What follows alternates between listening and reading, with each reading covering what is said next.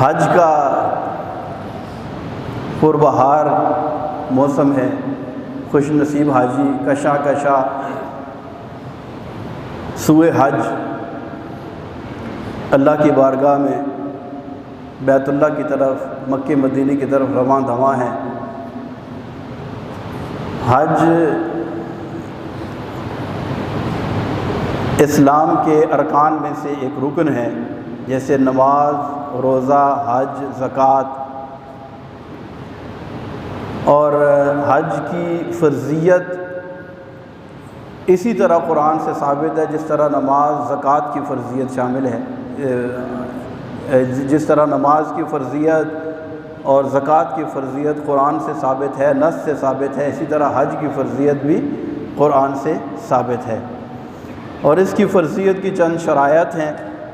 قرآن پاک میں اللہ تبارک و تعالیٰ نے ارشاد فرمایا وَلِلَّهِ عَلَى النَّاسِ حِجُّ الْبَيْتِ مَنِ اسْتَطَاعَ إِلَيْهِ سَبِيلًا وَمَنْ كَفَرَ فَإِنَّ اللَّهَ غَنِيٌّ عَنِ الْعَالَمِينَ، کہ لوگوں پر اللہ کے لیے بیت اللہ کا حج اس پر فرض ہے جو اس راستے کی استطاعت رکھتا ہو، اور جو اس کا انکار کرے فرمایا اللہ دو جہانوں سے غنی ہے، بے نیاز ہے۔ تو حج کی فرضیت کا انکار یہ بندے کو دائرہ اسلام سے خارج کر دیتا ہے، اور اس کی فرضیت کے لیے اس کے راستے کی استطاعت ہونا ضروری ہے، کہ بندے کے پاس اتنا پیسہ، اتنے اخراجات ہوں کہ وہ بآسانی سفر حج کے اخراجات، وہاں کے کھانے پینے اور لوازمات، اور پھر پیچھے اپنی فیملی کو اتنا دے کے جا سکتا ہو کہ وہ آسانی کے ساتھ اپنا گزارا کر لیں۔ ایسے بندے کے اوپر حج فرض ہوتا ہے۔ اور حج کی فرضیت احادیث مبارکہ سے بھی ثابت ہوتی ہے، بلکہ کثیر احادیث مبارکہ میں حج کے فضائل بیان ہوئے ہیں۔ ایک مشہور حدیث پاک جس میں نبی پاک صلی اللہ علیہ وسلم نے ارشاد فرمایا لوگو تم پر حج فرض ہے۔ ایک شخص کھڑا ہو گیا، عرض کی یا رسول اللہ صلی اللہ علیہ وسلم کیا ہر سال حج فرض ہے؟ آپ صلی اللہ علیہ وسلم نے خاموشی اختیار فرمائی۔ پھر اس نے تھوڑی دیر کے بعد عرض کی یا رسول اللہ کیا ہر سال ہم پر حج فرض ہے؟ پھر آپ صلی اللہ علیہ وسلم نے خاموشی اختیار فرمائی۔ تیسری مرتبہ پھر اس نے عرض کی یا رسول اللہ آپ نے فرمایا کہ اے لوگو تم پر حج فرض ہے، تو کیا ہر سال حج فرض ہے؟ اس پر پھر رسول اللہ صلی اللہ علیہ وسلم نے خاموشی اختیار فرمائی۔ تھوڑی دیر کے بعد سکوت کو توڑتے ہوئے ارشاد فرمایا کہ تم سے پہلے نبیوں سے سوالات کرنے کے سبب گزشتہ قومیں ہلاک ہوئی ہیں، تو لہذا کثرت سوال سے بچو۔ لو قلت نعم لوجبت، اگر میں یہ کہہ دیتا کہ ہاں تو تم پر ہر سال حج فرض ہو جاتا۔ اب ہر سال حج فرض نہیں ہے، زندگی میں ایک مرتبہ اگر کسی نے حج ادا کر دیا تو اب ساری زندگی اس پر حج فرض نہیں ہے، اس کا فرض ذمے سے اتر گیا ہے۔ بعض نے لکھا ہے کہ 5 سال کے بعد مستحب ہے کہ وہ حج پر جائے، ورنہ اگر ساری زندگی بھی کسی نے حج فرض حج ادا کرنے کے بعد اگر کسی نے حج ادا نہیں کیا تو وہ گناہگار نہیں ہے۔ ویسے چاہے تو برکت کے لیے، ثواب کے لیے جا سکتا ہے۔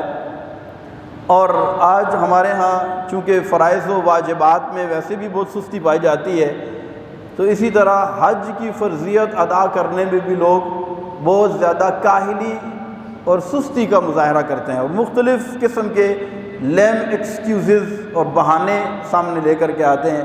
ایک ہمارے ہاں غلط فہمی مشہور ہے کہ بچے بچیوں کی شادی کر لیں پھر حج پر جائیں گے۔ ابھی بچی کی شادی نہیں کی تو حج پر کیسے جا سکتے ہیں؟ بچے کی شادی نہیں کی حج پر، یہ ہمارے خود ساختہ مسائل ہیں۔ جب بندہ صاحب استطاعت ہو جائے، بچوں کی شادیاں کی ہیں یا نہیں کی ہیں، حج پر جانا فرض ہے۔ اچھا، بچوں کی شادیوں کے حوالے سے بھی اگر بات کی جائے تو ہم نے اس کے اندر بہت ساری چیزیں تو خود شامل کر رکھی ہیں. ضروری تھوڑی ہے کہ بچے یا بچی کی شادی 20 لاکھ یا 15 لاکھ میں ہی کریں گے، تو کم میں بھی تو ہو سکتی ہے. تو اس کا فریضہ بڑے کم پیسوں میں بھی ادا ہو سکتا ہے. اگر بچے یا بچی کی شادی کرنی ہے، جلدی ہے، رشتہ طے ہو چکا ہے، تو اس کی شادی کریں، اخراجات کو ریڈیوس کریں، اور اصل فرض جو اللہ تبارک و تعالیٰ نے مسلمان پر فرض کیا ہے وہ حج، اگر اس کی استطاعت ہے تو وقت پر حج کرنا چاہیے. نبی پاک صلی اللہ علیہ وسلم نے ارشاد فرمایا کہ جس پر حج فرض ہو، جس پر حج فرض ہو. اچھا، حج فرض ہونے کے لیے راستے کی اطاعت، جیسے مثال کے طور پر ابھی آج کل جو سرکاری پیکج اس دفعہ تھا اس کی ڈیٹ بھی ایکسٹینڈ ہوئی، 2 جون تک انہوں نے کی تھی. اس میں کم و بیش شروع میں جو پیکج آیا تھا 11,75,000 روپے کا ایک پیکج تھا. اچھا، اس میں قربانی شامل نہیں تھی. پھر اسی طرح پرائیویٹ پیکیجز بھی آتے ہیں جس میں کچھ نہ کچھ کمی بیشی ہوتی ہے.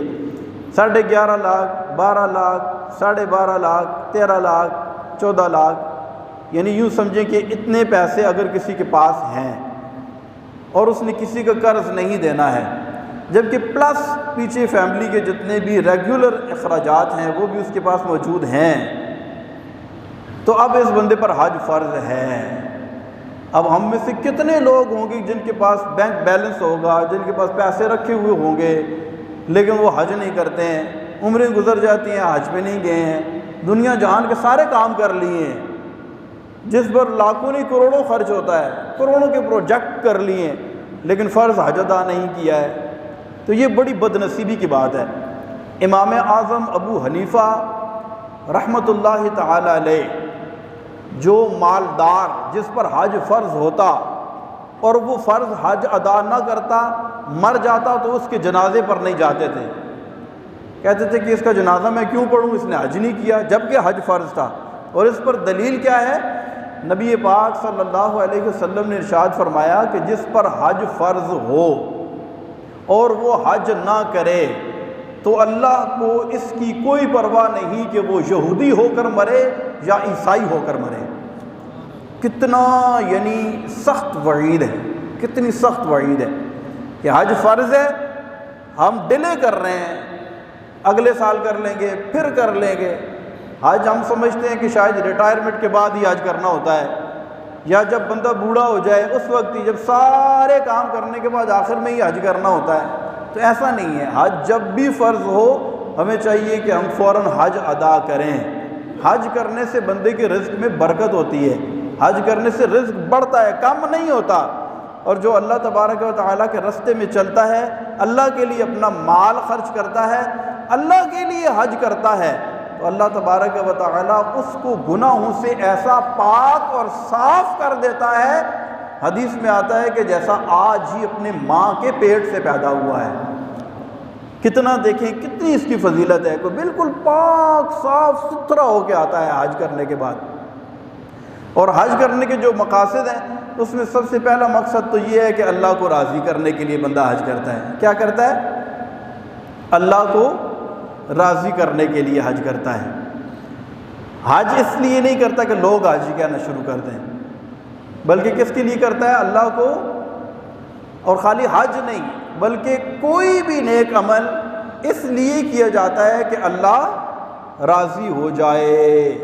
قرآن پاک میں فرمایا نا، لن ینال اللہ لحومها ولا دماؤها، لن ینال اللہ لحومها ولا دماؤها ولکن ینالہ التقوی منکم، کہ جب تم کسی قربانی کو ذبح کرتے ہو اس کا گوشت تو تم کھا جاتے ہو، وہ اللہ تک نہیں پہنچتا، اس کا خون بہہ جاتا ہے، پھر اللہ کی بارگاہ میں کیا پہنچتا ہے؟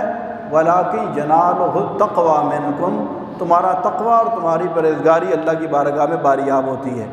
تو اسی طرح کوئی بھی نیک عمل ہم کرتے ہیں، حج کرتے ہیں، تو حج کرنے میں ہماری وہ خالص نیت جو اللہ کو راضی کرنے کے لیے ہم کرتے ہیں، اور وہ تقویٰ، پرہیزگاری اور وہ للہیت جس کے پیش نظر ہم یہ سفر اختیار کرتے ہیں، یہ اللہ کی بارگاہ میں باریاب ہوتا ہے. تو یہ حج کا لغوی معنی ویسے قصد کرنا ہوتا ہے، اور اصطلاح کے اندر مخصوص ایام میں مکے، مدینے، منا، مزدلفہ، عرفات کا قصد کرنے کے لیے حاجی اپنے گھر سے نکلتا ہے، اسے اصطلاح شراب حج کہتے ہیں۔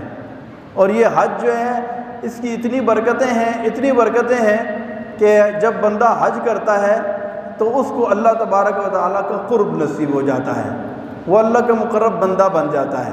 حج کرنے کے بعد کئی لوگوں کو ہم نے دیکھا ہے کہ حج کے بعد نماز کی پابندی نصیب ہو جاتی ہے، حج کے بعد بندے کے اندر خوف خدا کا جذبہ بڑھ جاتا ہے، حج کرنے کے بعد شریعت پر عمل کرنا آسان ہو جاتا ہے، حج کرنے کے بعد بندہ اپنے آپ کو کہتا ہے دیکھ تو نے حج کر لیا، پیچھے جتنی زندگی گزری تیری گناہوں میں گزری، اللہ نے تجھ پر کرم کیا، تجھے توفیق عطا فرمائی اور تو حج پر گیا، تو نے عرفات میں حاضری دی، منا مزدلفہ کے اندر تو حاضر ہوا، تو نے کعبے کے چکر لگائے ہیں، تو نے اللہ کی توفیق سے تو کتنا گناہگار تھا، اس کے باوجود رب نے تجھ پر کرم کیا، تجھے حاجی بنا دیا۔ بندے کا ضمیر ملامت کرتا ہے کہ اب جو ہے نا، اب تو نے کسی کے ساتھ دھوکہ نہیں کرنا، اب تو نے مال حرام نہیں کمانا، نہ کھانا نہ کھلانا ہے، اب تو نے کسی کا دل نہیں دکھانا، اب تو نے نماز قضا نہیں کرنی، اب تو نے اپنے مال کی پوری زکوٰۃ ادا کرنی۔ کیوں کہ حج جو ہے ایسا عمل ہے جو بدنی عبادت بھی ہے، مالی عبادت بھی ہے۔ بدن سے بھی مشقت ہوتی ہے، بندہ جاتا ہے، سفر کی صعوبتیں برداشت کرتا ہے، وہاں جا کر اتنا جم غفیر ہوتا ہے، اور وہاں جا کر گھر جیسی سہولیات اور مزے تو نہیں ہوتے، وہاں تو لمیٹڈ چیز ہوتی ہے، ہر ایک رہنے کا مکان، فلیٹ، آپ کو جو کمرہ ملا ہے اس میں آپ نے رہنا ہے، پھر وقت پر اٹھنا، وقت پر سونا ہے، وقت پر سارے کام کرنے ہیں، پھر تمام اراکین کے اندر اراکین حج ادا کرتے ہوئے تم نے اپنی صحت کا بھی ساتھ خیال رکھنا ہے کہ کہیں بیمار نہ ہو جاؤ، طبیعت خراب نہ ہو جائے۔ تو یہ سارے کا سارا سفر جو ہے یہ اللہ کی راہ میں سفر ہوتا ہے، تو یہ بدنی عبادت بھی ہوتی ہے، اور مال تو خرچ ہوتا ہی ہوتا ہے کہ اس پر مال خرچ کرتا ہے بندہ، جس سے بندے کے دل کے اندر فراخی پیدا ہوتی ہے، سخاوت کا جذبہ ملتا ہے، اللہ کی راہ میں خرچ کرنے کا ایک بندے کو جذبہ نصیب ہوتا ہے۔ تو یہ بدنی عبادت بھی ہے، مالی عبادت بھی ہے، اس سے بندے کے دل سے بخل دور ہوتا ہے، کنجوسی دور ہوتی ہے، اللہ کی راہ میں خرچ کرنے کا جذبہ بڑھتا ہے، جس سے روزی میں برکت بھی ہوتی ہے اور رزق میں بھی برکت ہوتی ہے۔ تو جن احباب پر حج فرض ہو ان کو چاہیے کہ وہ دیر نہ کریں اور وقت پر حج ادا کریں، اپنا فریضہ ادا کریں، ورنہ ہم ایسے ہی رہ جائیں گے اور خدا نخواستہ ہم پر حج فرض ہونے کے باوجود ہم نے سستی کی اور حج پر نہ گئے اور مختلف قسم کے بہانے بناتے رہے، تو ایسا نہ ہو کہ مرنے کے بعد پتہ چلے کہ ہم نے ایک بہت بڑی کوتاہی کی ہے، اگرچہ مال جمع کرتے رہے ہیں لیکن اللہ کی راہ میں جہاں خرچ کرنا تھا وہاں ہم نے خرچ نہیں کیا۔ اللہ تبارک و تعالی ہمیں وقت پر جن لوگوں پر حج فرض ہے، اللہ تبارک و تعالی ہم سب کو وقت پر حج ادا کرنے کی توفیق عطا فرمائے۔ پھر حاجی کے لیے ایک بہت بڑی سعادت کی بات ہے، وہ مکے میں بھی جاتا ہے، مدینے میں بھی جاتا ہے، مدینے میں نبی پاک صلی اللہ علیہ وسلم کی بارگاہ میں حاضر ہوتا ہے اور وہاں جا کر مسجد نبوی میں حاضر ہوتا ہے۔ مکے کے اندر حرم میں ایک نیکی 1,00,000 کے برابر ہے، ایک نیکی 1,00,000 نیکیوں کے برابر ہے، یعنی یہاں پر ہم ایک نماز پڑھیں گے، ایک نماز کا ثواب ہے، حرم میں جا کر نماز پڑھیں گے تو کتنی نمازوں کا ثواب ہے؟ 1,00,000 نمازوں کا ثواب ہے۔ یہاں پر ایک مرتبہ درود پاک پڑھیں گے تو ایک مرتبہ درود پاک پڑھنے کا ثواب، اور جب حرم میں جا کر درود پڑھیں گے تو کتنے؟ 1,00,000 درودوں کا ثواب۔ یہاں ایک مرتبہ کہیں گے سبحان اللہ، ایک مرتبہ کہنے کا ثواب، اور حرم میں جا کر کہیں گے تو 1,00,000 مرتبہ سبحان اللہ کہنے کا ثواب۔ تو کوانٹٹی کتنی بڑھ جاتی ہے، کتنا زیادہ فائدہ۔ اور آپ لوگ کاروباری حضرات ہیں، جہاں پر ہمیں پروفٹ نظر آتا ہے ہم کیا کرتے ہیں؟ وہاں پر انویسٹ کرتے ہیں، تو اس انویسٹمنٹ کے اندر فائدہ ہی فائدہ ہے، نقصان کے کوئی چانسز نہیں ہیں۔ اللہ تبارک و تعالی ہمیں عمل کرنے کی توفیق عطا فرمائے، وقت پر حج ادا کرنے کی توفیق عطا فرمائے۔